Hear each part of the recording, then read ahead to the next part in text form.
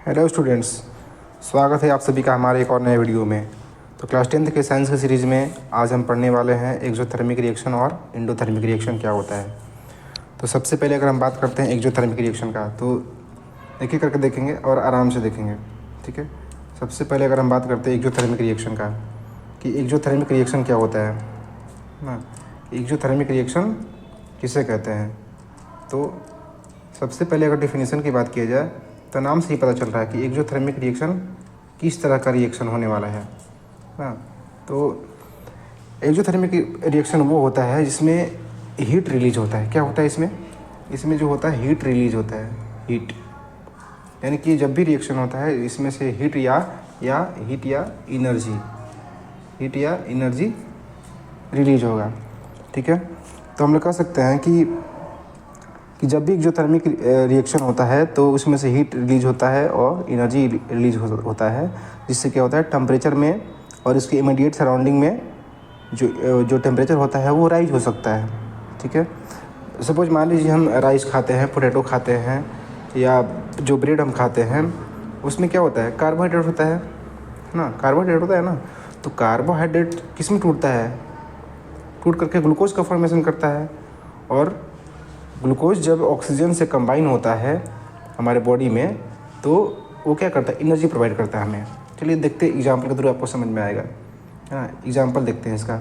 Example देखते हैं। अभी हमने क्या कहा, जब भी हम लोग चावल, दाल, पोटैटो, ब्रेड, रोटी वगैरह खाते हैं तो सबसे पहले क्या होता है वो सिंपलर सब्सटेंस में ब्रेक डाउन होता है और ग्लूकोज का फॉर्मेशन करता है।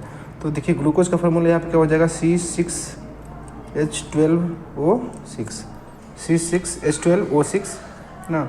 और जब हम रेस्पिरेशन करते हैं तो हमारे बॉडी में क्या होता है, हमारे बॉडी में वो जो ऑक्सीजन है उससे कंबाइन हो जाता है प्लस ऑक्सीजन ना।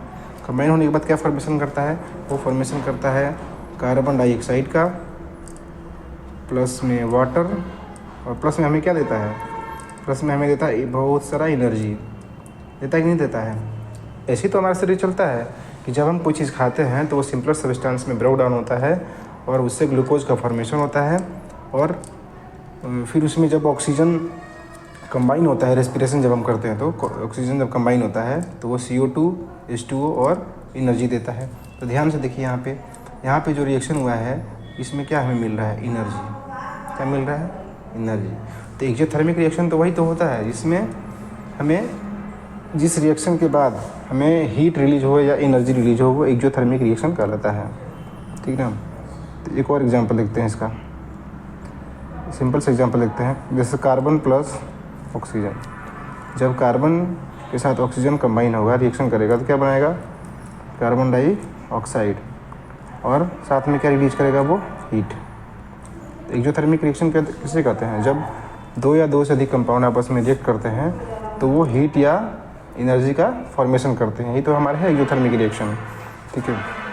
तो हम ओवरऑल ये कह सकते हैं, हम ओवरऑल ये कह सकते हैं कि जब रिएक्टेंट है ना, जब रिएक्टेंट्स रिएक्ट करते हैं आपस में तो वो प्रोडक्ट का फॉर्मेशन करते हैं। किसका फॉर्मेशन करते हैं, प्रोडक्ट का फॉर्मेशन करते हैं और साथ में एनर्जी का रिलीज करते हैं, ठीक है। आई होप आपको समझ में आ गया कि रिएक्टेंट जब आपस में रिएक्ट करेंगे तो प्रोडक्ट का फॉर्मेशन करेंगे और साथ में एनर्जी रिलीज करेंगे। तो ये क्या कहलाएगा, एक्सोथर्मिक रिएक्शन। अब अगला हम रिएक्शन देखते हैं एंडोथर्मिक रिएक्शन। कौन सा रिएक्शन है हमारा, एंडोथर्मिक। चलिए देख लेते हैं एंडोथर्मिक के बारे में।